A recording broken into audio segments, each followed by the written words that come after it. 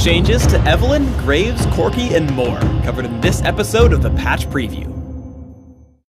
Thanks for joining us, Summoners. I'm Freak, and this week, we're with a new face, one of your favorite designers, Feral Pony. Together, we'll be discussing some of the most important changes coming into the next update for League of Legends. While this video does not cover every single change, it will explain the thought process behind some of our decisions. In this patch, we're going to be making a change to the Abyssal Scepter item. What's our change and why are we doing it? So we initially designed Abyssal Scepter as an item for AP tanks and really short-range casters, like Diana and Amumu. But due to the long range of the aura, it ended up being extremely effective on almost any caster, regardless of their build or their opponent.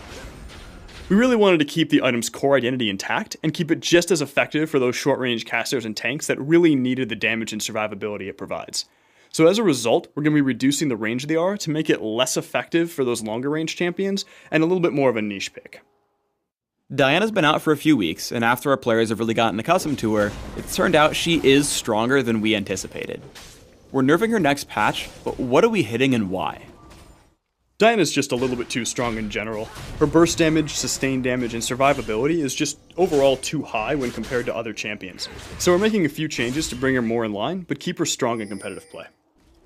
So first, we're going to be tuning down Diana's natural health regeneration. She's a champion who already has a shield, and she should really be using that to block incoming damage. She doesn't also need really high base stats. Additionally, the damage and AP ratio of Crescent Strike is coming down a little bit. It was simply dealing too much damage, and lowering this should leave her in a much more balanced state. Our live designer spent some time looking at our top 3 attack damage carries, Graves, Corki, and Ezreal. The goal of these changes is to leave carries with obvious strengths, but also obvious weaknesses. Let's start with Graves. We're targeting his attack speed. Why does this make sense thematically for Graves? Graves is a cowboy with a giant shotgun. He jumps in and buckshots you in the face, and this gives him a lot of early game power.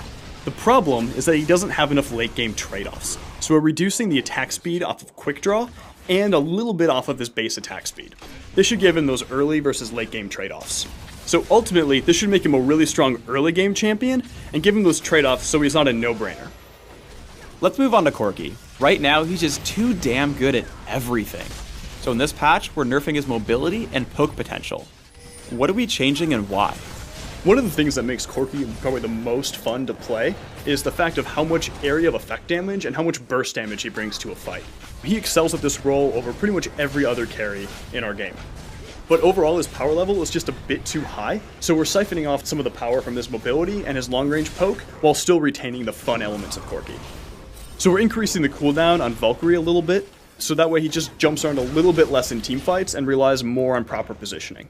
In combination with Corki's other strengths, his long-range harass was a little bit too strong because he had missiles up all the time. He was just generating ammo too quickly.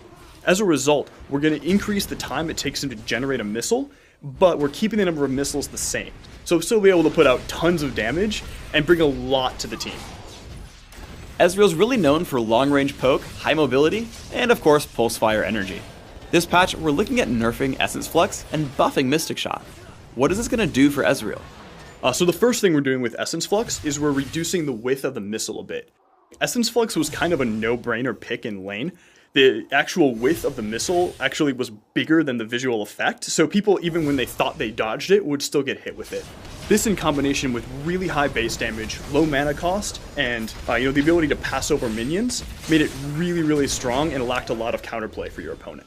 A lot of players really like kind of hybrid Ezreal or AP Ezreal, and we didn't really want to indirectly hurt those builds that aren't really being a problem. So we ended up increasing the AP ratio in Essence Flux quite a bit, so those players will actually end up seeing an increase in damage late game. Mystic Shot is really Ezreal's most fun basic ability, but the mana cost was a little bit too high, and it caused him to resort to other abilities. Mystic Shot allows him to kind of have this long-range poke and harass gameplay, which is really, really fun in lane, and we wanted to encourage that, and not punish Ezreal players for casting too many Mystic Shots. We recently remade Evelynn's abilities, and she got a lot better, but she's still a little bit too weak. What are we doing this patch to bring her up to speed? So we're really happy with Evelynn's overall design and the new gameplay she brings, but she needs a few improvements to kind of bring her up to par with other champions. So the first thing we're doing is improving her mobility. We've lowered the cooldown time on Dark Frenzy and gave her the ability to pass through minions so that Evelynn can get closer to her enemies faster while this ability is active. We've also made a few adjustments to her stealth, making it so that she can get closer to her enemies before being detected. So to improve her viability in teamfights late game, we've significantly lowered the 2nd and 3rd rank of her ultimate's cooldown. These changes to Evelynn should help her early ganking as well as her ability to contribute more in teamfights late game. That's it for this episode of the League of Legends Patch Preview. Please subscribe to the Riot Games YouTube channel above and leave us your comments just below the video. Thanks for watching.